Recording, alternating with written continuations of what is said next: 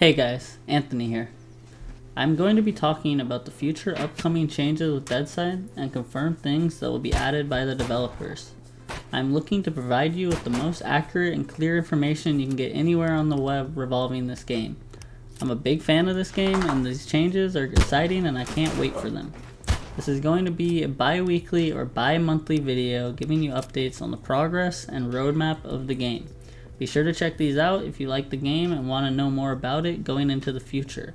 Deadside Moving Forward looks to bring you a preemptive look at changes and things that are going to be implemented in the distant and near future. Getting right into things. Let's go into the details of the map and what is changing with it. Yeah, it's a little boring right now without vehicles, but you can't deny that it is quite impressive for a game that's only been out around a month now. The good news is that they're expanding the map just slightly to add industrial areas, which I'm going to assume is going to be great for harvesting base and construction supplies, probably going to be contested heavily by players, giving variations to the PvP in the game and allowing you to fight players other areas than missions and military bases. There's also plans to add underground bunkers, and who knows what we may find down there. Hopefully not players looking to camp, but we all know that is more than likely. The overall changes with the map that they're going to add are going to be significant by final release, and I went over that in my Deadside review video. Be sure to check that out if you want to know all about the final release details.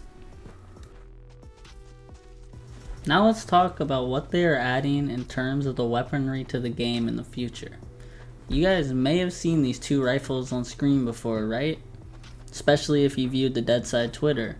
If you haven't, then no worries. Let me introduce them to you. The Stayer AUG is on the left and the Groza is on the right. They are popular in FPS games like Deadside and CSGO because they are very strong rifles with high rates of fire that will shred down anything in their way. I am confident that it's going to be no different in a great game like Deadside.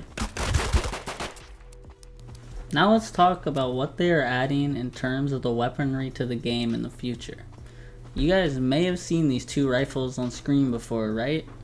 Especially if you viewed the Deadside Twitter. If you haven't, then no worries. Let me introduce them to you. The Stayer AUG is on the left and the Groza is on the right. They are popular in FPS games like Deadside and CSGO because they are very strong rifles with high rates of fire that will shred down anything in their way. I am confident that it's going to be no different in a great game like Deadside.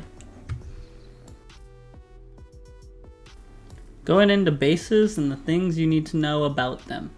Base management and private server admin abilities are going to be coming in the next patch. They're both being worked on and the team has said you may see some of these things as early as May. Currently, while on a squad, managing the base is a hassle and not easy to work with. They are working on a way to share your base without it being raidable while you're offline, which would be rather convenient for those with regular jobs like myself or fully grown adults trying to relax and frag out. I know that's a big reason why I don't play games like Rust or Ark, because as soon as you get offline, all your stuff's gone. Private server capabilities are being talked about, and it is confirmed that admins will be able to spawn items within your privately owned server. I'm not going to delve more into this because I don't know much about servers or how they work. Just know more authority and ability to control your server are on the way, and they're on the way soon, guys. The last thing that I want to talk about is the test server and how to get onto it.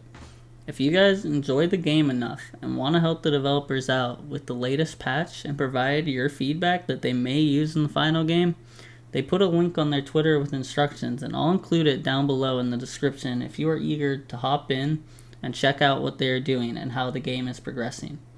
That's it for me. I'm personally very excited about where the game is heading, but I'd like to know your guys' thoughts. Do you think it's the right direction, or do you think Deadside is just going to be another flop like DayZ or any of those other early access games that never make it very far? I think personally that it's going to be a cult hit, and I'm very excited for when the big streamers hop on the game and help it out in the future. There's already a very healthy community of players, and I believe the sky is the limit. Alright guys, I'm out. Have a great day. Enjoy your lives.